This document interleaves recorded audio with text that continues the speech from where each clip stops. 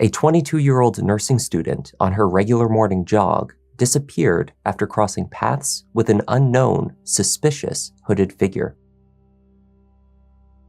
Thankfully, law enforcement caught more than one lucky break in this case early on, though as the story unfolded and more details came to light, outrage only grew over this entirely preventable and horrific crime. Hi there, I'm Kevin and welcome to Just Thought Lounge. Today's case is a controversial one, but not because its facts are in dispute, but rather because this case has come to represent greater and more complicated concerns.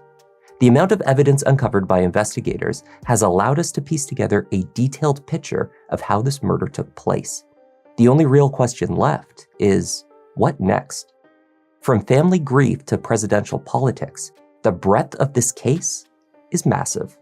Let's take a look.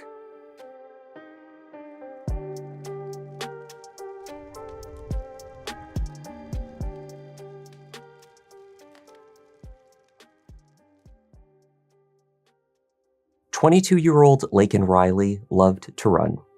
3 to 6 times a week, Laken would jog with her friend Connolly, who was one of her 3 roommates. In May 2023, Laken transferred from the University of Georgia in Athens to the nursing program at the Augusta Medical College. Her dream was to become a pediatric nurse. Laken also really loved children. At 9:03 a.m. on February 22, 2024, Laken left her home near campus to jog through the intramural fields. That morning, she was running alone.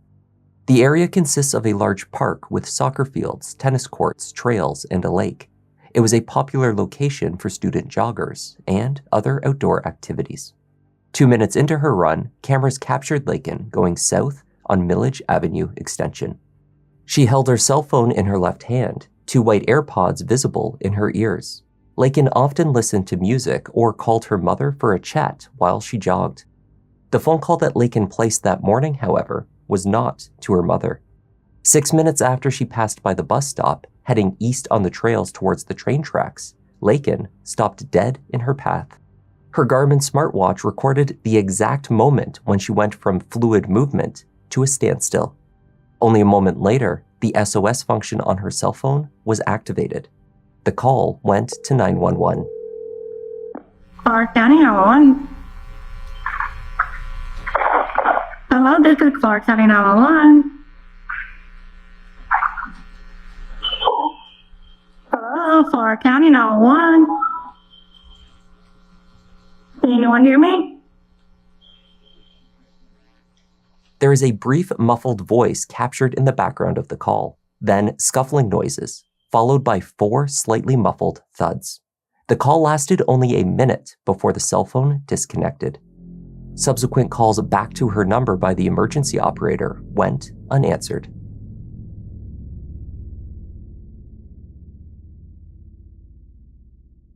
Connolly was Laken's regular running partner.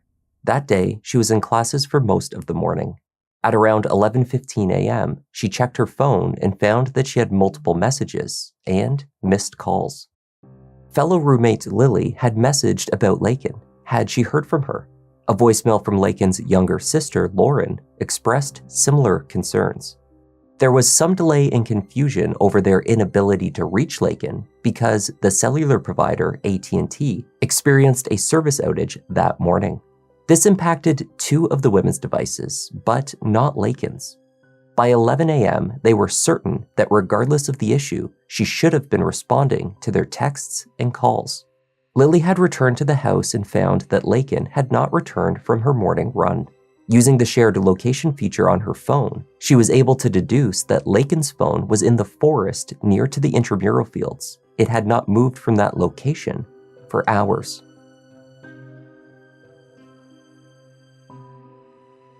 The women's 4th roommate, Sophia, returning from taking an exam, joined Lily and her dog, Champ. They set out along the path Laken would have taken towards the woodland. Following the location on their phones, Lily and Sophia walked into the leaves and brush just off of one of the main trails. There, Champ discovered a single white AirPod amongst the leaves. Recognizing that it was almost certainly Laken's, they called 911. Hi, we're calling because our roommate went out for a run at 9. She usually runs through Lake Herrick behind grad housing, and we haven't heard from her. And we all just got service back, so we don't think it has anything to do with the outage. We went to go look to where her last location was, and all we found was an AirPod. Okay, have you tried calling her since she just got service back? Her family doesn't have AT&T, so the one with the power outage, so they've had service the whole time, and her calls have been ringing through. We're just not getting answers. What's your name? My name's Sophia Madonna. And what's your friend's name? Her name's Laken Riley. Sergeant Kenneth Maxwell of the University of Georgia Police Department took a screenshot of Laken's phone location, distributed that photo to his colleagues alongside a photo of the young nursing student, and launched a search of the intramural fields. He began following the trails towards the location where her phone had last pinged. At just before 12:30, Sergeant Maxwell made a devastating discovery. This is the university. I found it. Ma'am. Oh! I need EMS immediately to the location where the phone pinged. Laken Riley was found on the ground under a large tree. She was partially concealed with leaves and other brush. Medical assistance was rendered immediately. EMS arrived on scene and also tried in vain to revive her. It was too late for their efforts, however. Laken had sustained visible blunt force trauma to the left side of her head. On February 22nd, 2024, at approximately 12:07 p.m., the University of Georgia Police Department received a call from an individual concerned for a friend who had gone jogging at the intramural fields. Our officers responded to that area and immediately began a search of the area to attempt to locate the individual. Officers located the individuals in the area behind Lake Herrick at approximately 12:38. The individual was unconscious and not breathing and had visible injuries. Officers immediately began rendering medical aid.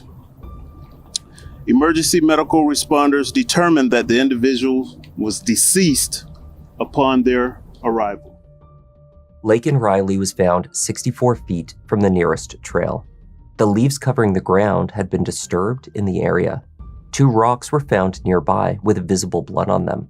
Testing later confirmed that this was Laken's. One or both were thought to have been used as part of the attack. Laken's cell phone was also eventually located under a different tree a few hours later. It was a notable distance from where her body was found. Had authorities not already been aware that it had pinged in that area, they were unlikely to have found it. On the screen of the device was a clear fingerprint. Testing would determine that it was from a left thumb, and it was not Laken's. Her autopsy suggested that she may not have died exclusively from her head injuries, but that she had also experienced some form of asphyxiation. It had been a brutal attack. The smartwatch data showed that she had remained on the trail for 4 minutes following her abrupt stop. The brief 911 call took place during that time. After, she moved over 60 feet into the woodland. She could have been dragged to that location or forced into the forest during a struggle. The watch still registered a heartbeat at 9:28 a.m., 17 minutes after she had ceased running. When Sergeant Maxwell came upon her, Laken's clothing was in a state of disarray, and her top half was exposed. Investigators surmised that her attacker had intended rape, but this had not occurred. With little to go on at that early stage, law enforcement began combing the area for further clues. They cordoned off the trails near to the lake and spoke with everyone coming through. They gathered camera footage of the surrounding buildings, and they sorted through garbage bins and dumpsters. Rest assured that the University of Georgia Police, in cooperation, well, you can all see, with Athens Clarke County Police and the Georgia Bureau of Investigation are continuing to work around the clock to resolve this crime and to bring anyone involved with it to justice. Amongst the bins searched was a large blue recycling bin located at the far end of a parking lot between a handful of apartment buildings. The complex was within a few hundred yards of the trails and intramural space used by the university. When police peered into the recycling bin, they spotted a dark-colored jacket, crumpled and discarded recently on top of the other rubbish. Visible on the jacket was blood, as well as several long brown-colored hairs which had become twisted and attached to one of the jacket's buttons. Oh, shit. Yeah. There's hair on the buttons, ripped up sleeves.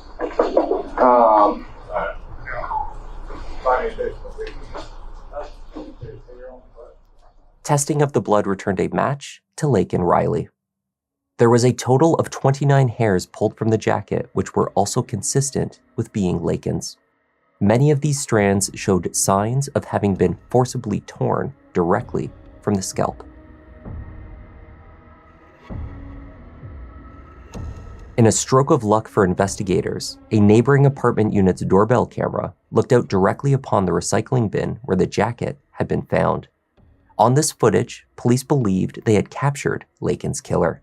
At 9:44 a.m. on the morning Laken died, only 15 minutes after her heart had stopped beating, a male figure sauntered towards the blue bin. He removed the Adidas cap from his head, briefly examined it, then put it back on. The man tossed the bloody jacket into the bin and proceeded to walk along the side of the apartment building. In the bushes, he paused to discard other items. In those bushes, police found 3 black disposable kitchen gloves. One had a visible tear. This resulted in a hole over the top of the thumb. Laken Riley's blood was also on these gloves. At just before 8:30 a.m. the day following the murder, University of Georgia police got their next huge break in the case. Outside of the apartment complex where the jacket and gloves had been discovered, they spotted a man wearing a black Adidas cap, identical to the one worn by the suspected killer. That man was Diego Ibarra, a Venezuelan national and a resident of the apartment complex. He presented officers with a fake green card. Diego, they learned, lived with roommates, his 2 brothers, Argenis Ibarra, or Manny, and Jose Ibarra, whom they sometimes called Victor. There was one woman in the household, Rosebelly Flores Bello. The group were living in the United States illegally, but had managed to make money from a handful of part-time jobs, mainly at local restaurants. Diego had also managed to secure a food service role at the university. It is Jose Ibarra, or Victor, emerging from his bed who caught the attention of the university police. As the group gathered outside, officers focused in on the 26-year-old.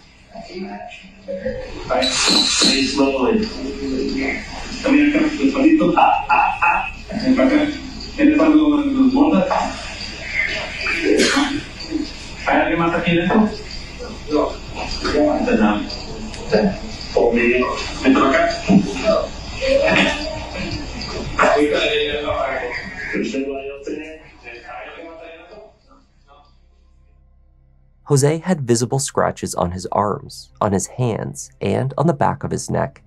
When his shirt was later removed, he had similar injuries on his back. When Jose was asked to explain why his knuckles were red, he explained simply that his hands were cold. But when questioned about the many recent scratches, he feigns ignorance, claiming that despite the injuries being very noticeable, they are not there. He offered the corporal no explanation. What happened there? What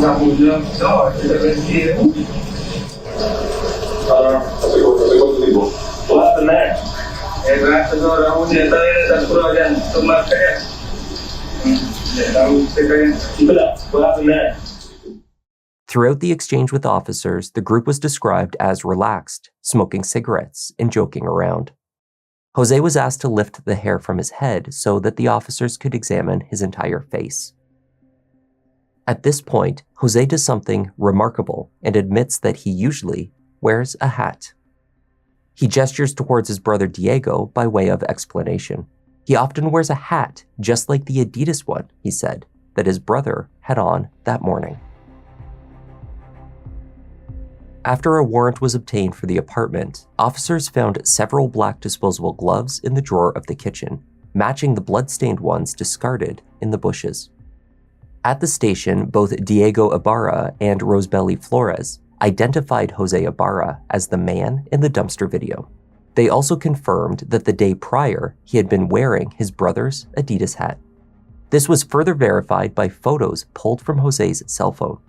At 4:30 a.m. and then again at 5:37 a.m., Jose snapped selfies of himself in the clothing he was still wearing on the dumpster video.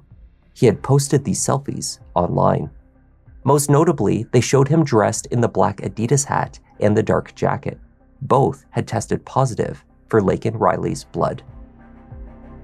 2 neighboring apartment doorbell cameras also captured Jose's movement the night before and the day of the murder.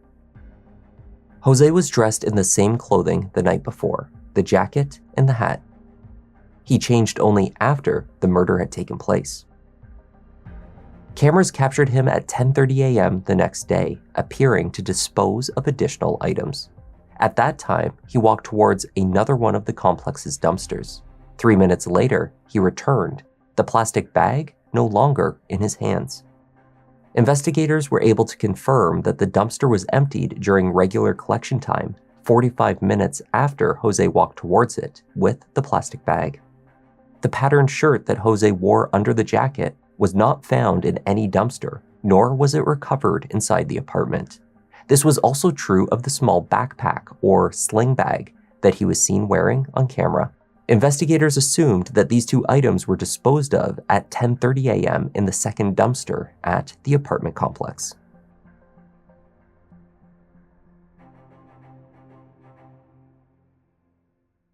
The case against Jose Ibarra was a strong one, even more so after the forensic experts with the GBI found that his left thumbprint was a match to the one on Laken Riley's cell phone. DNA from underneath Laken's right fingernails matched to Jose Ibarra as well, and explained the many scratches he had so recently acquired. Jose Ibarra had attacked and brutally killed Laken Riley. We are obtaining arrest warrants for Jose Antonio Ibarra, 26 years of age. He lives here in Athens, but is not a U.S. citizen. At this time, the investigation suggests that they had no relationship. He did not know her at all. I think this was a crime of opportunity where he saw an individual and bad things happen. As investigators pieced together his motive and built a rock-solid case, public outcry began almost immediately, and only intensified as soon as Jose's background and his criminal history came to light. Jose and his wife Laken Franco crossed the U.S.-Mexican border into El Paso in September 2022. He was arrested and then released into the country on parole. At that time, Venezuelans had protected status, which allows them to stay in the United States for a time. Due to political unrest, it could be unsafe for them to return home. It would take years for Jose's asylum claim to be properly scrutinized. In the meantime, he and his brothers were getting into trouble. In the wake of his arrest for murder, it was revealed that there were at least 2 instances in the previous 2 years in which Jose Ibarra could have been placed into custody, but was not. Jose and Laken first went to New York State. There, in September 2023, he was charged with acting in a manner to injure a child, as well as a motor vehicle license violation. In the course of doing food deliveries, Jose was driving a moped around with his 5-year-old child, and neither wore helmets. New York officials then released him before a detainer could be issued, according to immigration officials. While in New York, Jose had been in contact with his brother Diego, who had managed to secure the apartment in Athens, Georgia. Diego told Jose that there was work to be had in Athens. In October of that year, Jose and Rosebelly, whom he had met in Queens, requested a humanitarian flight to Georgia and joined Diego and Manny there. Shortly after arriving, Diego and Jose were arrested for shoplifting at Walmart. This was the second opportunity since the time of their release from the border in which Jose could have been held by law enforcement. However, at that time, there was no process in place to check immigration status until a formal booking took place, and the brothers were never formally charged. They received a citation and were again released. In a presidential election year, the circumstances and history of Laken's accused killer made the case a hot-button topic, which permeated mainstream media, online commentary, as well as state and national politics. Freshman conservative Republican Representative Mike Collins of Georgia introduced new legislation that would require the detention of any immigrant who committed burglary or theft. It is called the Laken Riley Act. Critics of the proposed legislation point out that the language it uses is problematic. This was an act committed by an individual, not a community of people. When we want to respond quickly to something, we have to make sure that we're not just reacting, but that the resources are there to help, that there's people are paying close attention to make sure that they actually are solving a problem that needs to be solved. Supporters argue that had this law been in place, Laken Riley's killer would not have been free to brutally attack and murder her. The bill overwhelmingly passed the House in March 2024. We dropped that bill on a Friday, rammed it through Rules Committee on a Tuesday, voted on Thursday, before President Biden got up there ranting and raving with his confused stump speech. Folks, y'all realize we passed that with even 37 Democrats helping us. They even realize how damn bad that border is down there. The case became a kind of microcosm for the debate over immigration, highlighted in the State of the Union and referenced regularly by both major parties throughout the presidential campaign season. This notoriety was not especially well received by grieving family members. 1 week ago, a beautiful 22-year-old nursing student from Georgia was barbarically attacked, almost unrecognizable, while she was out on her morning run. She was doing keep herself in shape. She was a beautiful young woman. She was a great person, best nursing student there was. He was an illegal migrant, and he shouldn't have been in our country, and he never would have been under the Trump policy. Former President Trump said he met with Laken Riley's family backstage and says he promises to fight for justice for her and her family.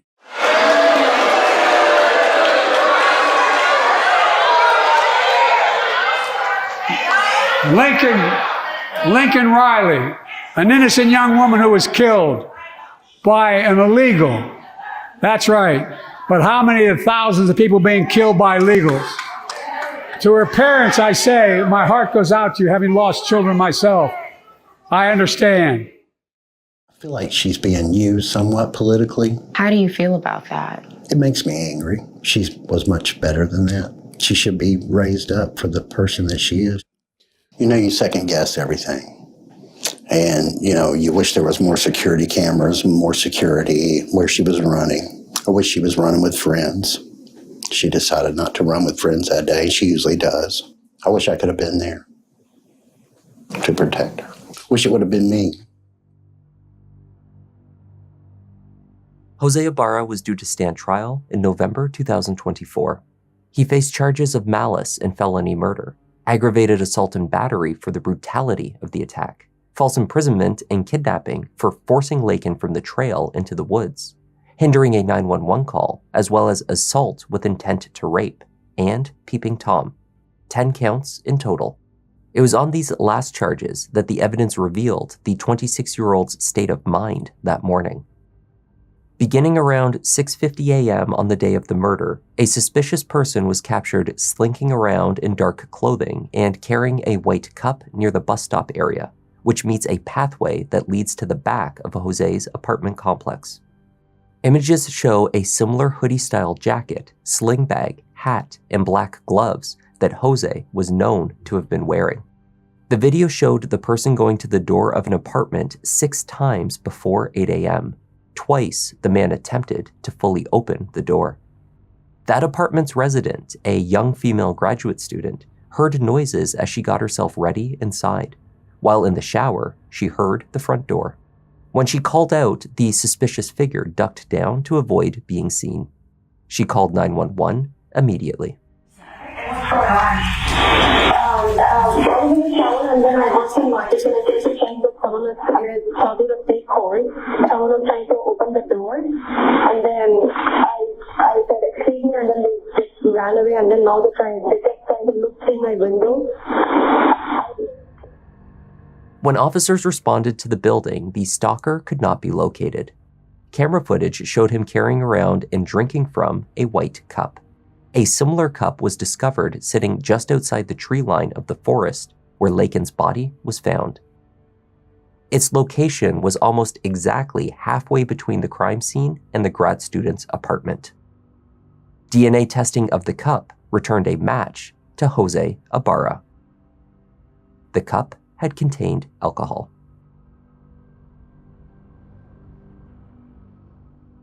On February 22nd, Jose Ibarra put on a black hat, a hoodie-style jacket, and some black kitchen-style disposable gloves.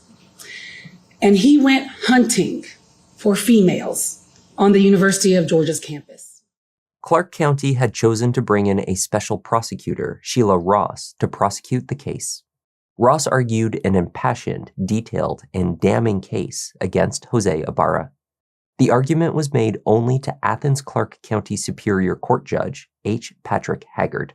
Jose waived his right to a jury trial, perhaps seeking to avoid the issue of bias and notoriety that were likely to arise in such a high-profile case. His defense team attempted to deflect some pieces of evidence, arguing that the man in the dumpster video could have been his brother, Diego. FBI Special Agent James Burney told the court that he received the location data from Jose's cell phone, alongside Laken's phone and her watch data. With this, he was able to piece together a comprehensive map of their movements. GPS data from the watch placed Laken in the forest where she was later found. Pings between Jose's phone and cell towers, coupled with the fact that his phone was not making any Wi-Fi connections at the time of the murder, also placed him in the woods. His defense team proved that on days prior to the murder, other individuals, including his brother Diego, had used Jose's cell phone. But there was no indication that anyone other than him had been in possession of it on February 22nd. Diego Ibarra was also working a shift at the University of Georgia's dining hall on the day of the murder. Nor was there any physical evidence placing Diego in the woods with Laken, only Jose's DNA under her fingernails and his thumbprint on her phone. Jose Ibarra showed little to no emotion over 3 days of testimony. He looked on stoically as an interpreter relayed to him the case that was being presented. Laken's 3 roommates who had searched for her frantically that morning, Connolly, Lily, and Sophia, each took the stand. Jose stared into space as the 911 call placed from Laken's cell phone was played aloud to the court. Only he knew exactly what had taken place during that call. He showed no reaction when Sergeant Maxwell's body camera footage revealed the horrific moments that followed his discovery of Laken in the woods. Many of her friends and family chose to leave the courtroom before this footage was played. The video evidence was extensive. So too were the DNA results, which left no ambiguity as to who was responsible. There is no way out for him. The evidence in this case has been overwhelming. And the evidence in this case has spoken loud and clear that he is Laken Riley's killer and that he killed her because she would not let him rape her. And look no further. You have to look no further to his actions 73 minutes before he encountered her on the trail to know what he was up to that day. And so not only does the physical evidence identify him, the video evidence identifies him. His own brother identifies him. His roommate, Rosebelly, identifies him. The people who he was living with condemn him. But his digital evidence of posting selfies of himself wearing what is basically his rapist gear an hour before he leaves his house, that condemns him. He has condemned himself. Judge Haggard took a 20-minute break before returning to render his verdict. I'll now announce the verdict. In the state of Georgia versus Jose Antonio Ibarra, case SU 24CR0323, count 1, malice murder. I find the defendant guilty. Count 2, felony murder. I find the defendant guilty. Count 3, felony murder. I find the defendant guilty. Count 4, felony murder. I find the defendant guilty. Count 5, kidnapping with bodily... Jose Ibarra was found guilty on all counts. Count 6, aggravated assault with intent to rape. Allison Phillips, Laken's mother, her stepfather, John Phillips, sister Lauren, and her father, Jason Riley, all spoke during the sentencing phase of the trial, as did many of her close friends. They conveyed both their heartache over her loss, as well as the beautiful person that Laken had been, inside and out. The big heart that led her to pursue a career in nursing also made Laken a cherished friend to many. She was deeply involved in her church. She was also a best friend and role model to her younger sister.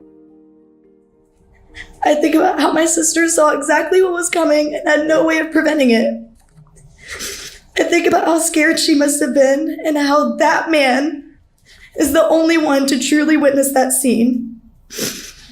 I'm not sure why he did this to my Laken, and I know I will never understand. I've waited for him to have a reason, but as the details of this case have unfolded, I realize I'll never get any peace or closure. What Jose Ibarra did to my sister is almost unbearable to listen to. I am completely disgusted having to even look and be in the same room as him. That predator is inhumane and is the epitome of evil. Jose Antonio Ibarra has completely and utterly ruined my life, and I can only hope and pray that he receives a sentence that ruins his. Jose Ibarra was sentenced to life in prison without the possibility of parole. In the days following the verdict and sentencing, the decision by the Clark County District Attorney to not seek the death penalty in the case was widely criticized. Georgia State Senator Colton Moore called on the Attorney General, Chris Carr, to file an emergency motion to intervene and demand the death penalty be applied. After a sentence has already been imposed, however, there does not appear to be a legal means for it to be increased.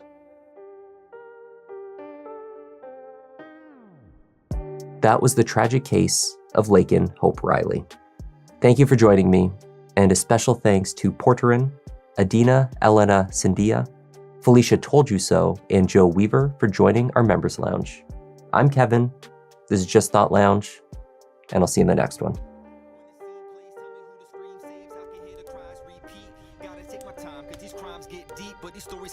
Let me find my seat. Kevin, go ahead and settle in. Gotta be selective, doing all the research, keeping it objective. Always been effective, can say he got a knack. Pick of the litter, you see how Newton got his back. Yeah, the content that you need, this could be a new sign. We talking